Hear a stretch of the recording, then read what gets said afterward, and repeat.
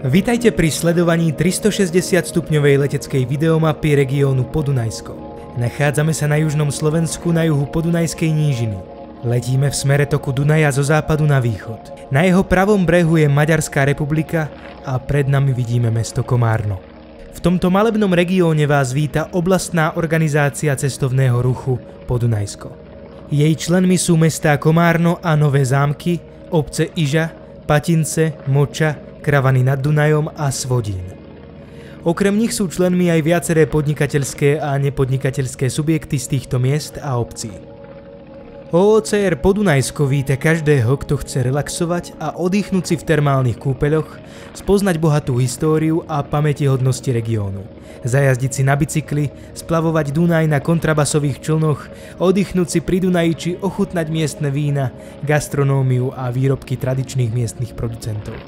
Poloha pri sútoku Dunaja a váhu predurčila Komárno stať sa jedným z najdôležitejších strategických miest. Pevnosť v Komárne je najväčšou historickou pamiatkou Komárna a celého južného Slovenska. Na ľavej strane vidíme bašty komárňanského opevnenia označené rímskymi číslicami. Najväčšia a najzachovalejšia z nich je bašta 6, ktorá je zároveň sídlom expozície rímskeho lapidária. Letíme ponad centrum mesta. Tu vám OOCR Podunajsko v kancelárii Turistického informačného centra poskytne všetky dôležité informácie a taktiež praktické predmety, ako je najnovší cyklistický a turistický atlas so všetkými atrakciami, ktoré by ste pri návšteve regiónu nemali vynechať. Vpravo vidíme srdce komárňanského opevnenia, veľkolepú novú pevnosť a za ňou menej nápadnú starú pevnosť so zatrávnenou strechou. Za ňou si všimnime strategický sútok Dunaja a váhu. Práve v jeho okolí od 16. do 19. storočia vyrástli všetky stavby monumentálneho fortifikačného systému mesta. Svojou veľkosťou a zachovalosťou je tento systém unikátom nielen na území bývalého Rakúsko-Uhorska, ale aj v celej Európe. Hoci samotné mesto už vidíme ďaleko za chvostom nášho lietadla, práve z diaľky najlepšie vidno, že Komárno na slovenskom a Komárom na maďarskom brehu Dunaja sú jedným mestom, ktoré rozdelila až štátna hranica.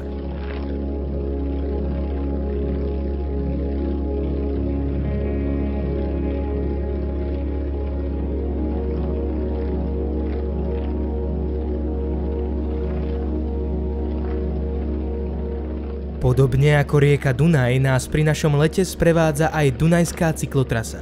Vedie pozdĺž ľavého brehu Dunaja. Dunajská cyklotrasa je súčasťou medzinárodnej diaľkovej cyklomagistrály Eurovelo 6. Tá vedie naprieč Európou od francúzskeho pobrežia Atlantiku pozdĺž riek Loira, Saone, Rín a Dunaj až do rumunského mesta Konstanta na pobreží Čierneho mora. V diaľke pred nami sa rozlieha obec Iža a vpravo ešte pred ňou pri brehu Dunaja vidíme zvyšky vojenského tábora dýchajúceho historickou slávou Rimanov. Tábor Kelemantia bol jediným na ľavom brehu Dunaja, ktorý bol strategickou riekou už začias Rímskej ríše. Vytyčoval severnú hranicu impéria, známu ako Limes Romanus. Od roku 2021 je rímsky tábor zapísaný v zozname pamiatok UNESCO. Samotná obec nás víta pamätníkom a reformovaným kostolom. Čaro tunajšej bohatej histórie môžete spoznať aj v Rímskom a národopisnom múzeu. Po našej ľavej strane neprehliadneme najstaršiu sakrálnu pamiatku Iže, kostol svätého Michala Archaniela z 18. storočia.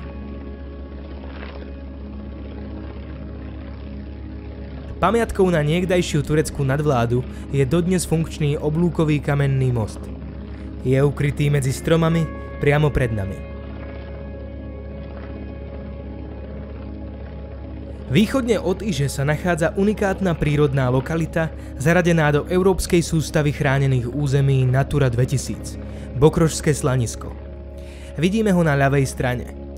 Toto jedinečné územie sa vyznačuje veľmi slanou pôdou a na ňu naviazanými vzácnymi druhmi rastlín a živočíchov.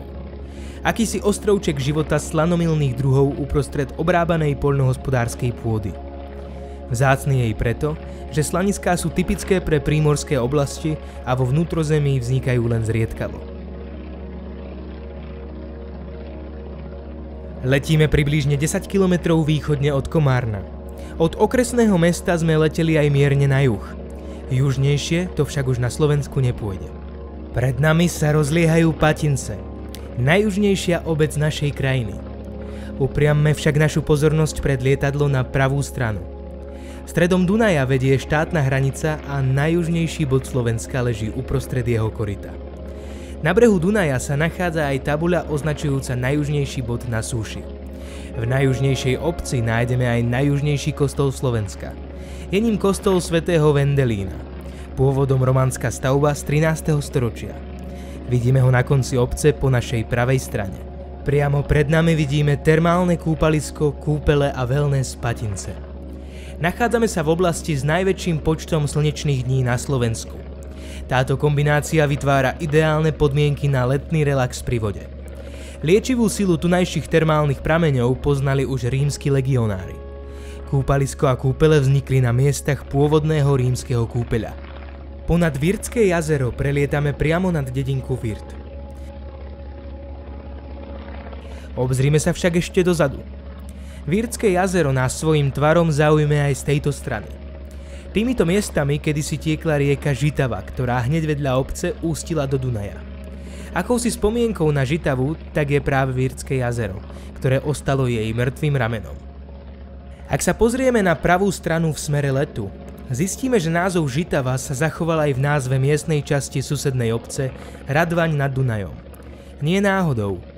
Leží predsa nedaleko ústia starého koryta Žitavy do Dunaja. V Žitave stojí aj pamätník žitavského mieru medzi Osmanskou ríšou a Habsburskou monarchiou. Po pravej strane už vidíme aj samotnú Radvaň nad Dunajom. Podobne ako pri susedných obciach, aj história osídlenia tejto lokality siaha do doby bronzovej a jej územie poznali aj Rimania. V minulosti boli obyvatelia vychýrení rybári či mlynári. Známymi lodníkmi, ale hlavne mlynármi, boli aj obyvatelia susednej obce Moča, ku ktorej práve letíme. Mlynárstvo bolo v Moči významným remeslom. Fungoval tu mlynársky cech a do roku 1945 fungovalo na Dunaji v okolí obce až 18 vodných mlynov. Tunajší ľudia sú na svoje historické a kultúrne dedičstvo patrične hrdí. Miestna folklórna skupina Vadvirák približuje verejnosti miestne ľudové a mlynárske piesne v tradičných autentických krojoch. Oživuje však aj bývalé remeslá a tradície, ako je pranie na Dunaji, žatva, vinobranie či všade prítomné mlynárstvo. Moču máme práve na pravej strane. Obec je domovom pre približne 1100 obyvateľov prevažne maďarskej národnosti, hlásiacich sa k reformovanej kresťanskej cirkvi. Na pravej strane vidíme tunajšie pamätihodnosti. Napríklad obecné múzeum, kostoly, nesmie chýbať mlyn, ale aj tzv. Bránu do Európy. Drevený pomník s vyritými erbmi obcí Moča a Šutok. Symbolizuje spolupatričnosť obcí na oboch stranách Dunaja. Naznačuje myšlienku spisovateľa a rodáka z obce Ferenca Nehéza. Dunaj nemôže byť hranicou, iba mostom, ktorý spája brehy Dunaja. Moča je známa aj svojimi výbornými vínami. Skoro každá rodina pestuje vinič a vo vlastnej pivnici vyrába znamenité víno. Pravo na maďarskej strane Dunaja nám už dlhšiu dobu robí spoločnosť pomerne dominantné pohorie Gereče. Najvyšší vrchol Naď Gereče sa vypína v nadmorskej výške 634 metrov.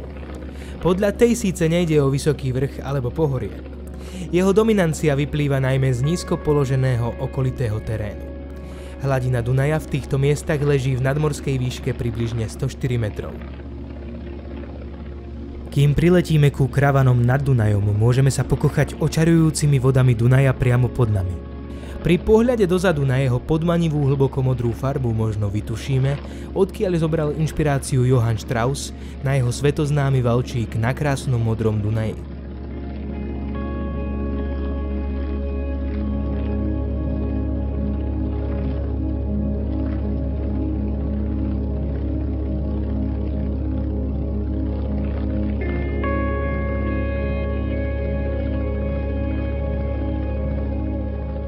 Vľavo v smere letu už zreteľne vidíme obec Kravany nad Dunajom. Ako prvú si všimnime drevenú rozhľadňu vľavo pod nami a hneď vedľa nej na okraji parčíka pôvodne románsky kostol mena Panny Márie z 13. storočia. Na pravej strane vidíme aj prístav, odkiaľ do susedného Lábatlanu v Maďarsku premáva počas letnej sezóny aj prievoz. Kravany nad Dunajom sú známe aj ako dedina kaštieľov. Pohľadom vľavo za nami v Kravianskom parku zbadáme jeden z nich.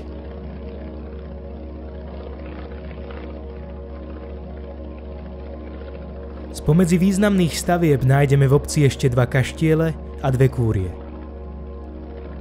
Obzrime sa však ešte na chvíľu dozadu a vychutnajme si posledné nádherné panorámy Kravian nad Dunajom. Dunaj síce vidíme už len z diaľky, ale lákadlom pre návštevníkov obce je aj romantické pobrežie s prekrásnymi plážami a náučným chodníkom. S romantickou predstavou dunajských pláží náš let nad Podunajskom končíme. Môžeme však ešte na chvíľu zavrieť oči a predstaviť si obrovské zapadajúce slnko a jeho oranžové lúče odrážajúce sa od pokojnej hladiny Dunaja, sprevádzané šumom lístia a tichým žblnkotom jeho vôd. Počas nášho letu popri Dunaji sme videli tie najkrajšie časti Podunajska a doleteli sme až k najvýchodnejšiemu cípu regiónu. V mene oblastnej organizácie cestovného ruchu Podunajsko vám ďakujeme za spoločnosť a tešíme sa na stretnutie pri spoznávaní krás Podunajska. Dovidenia.